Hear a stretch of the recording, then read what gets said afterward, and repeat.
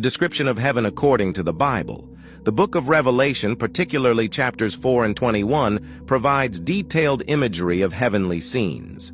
In Revelation 4, John describes a throne room in heaven with a majestic throne and various creatures worshiping around it.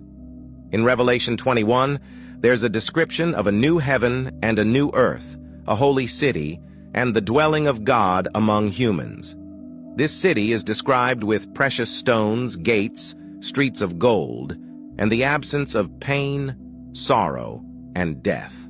The Apostle Paul briefly alludes to a vision of heaven in this passage, though he doesn't give an extensive description. He speaks of being caught up to the third heaven and hearing inexpressible things that he's not allowed to share.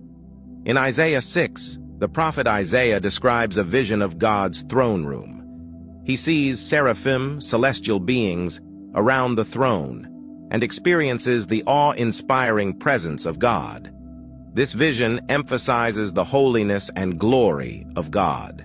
John 14:1-3. In this passage, Jesus speaks to his disciples, telling them that he is going to prepare a place for them in his Father's house.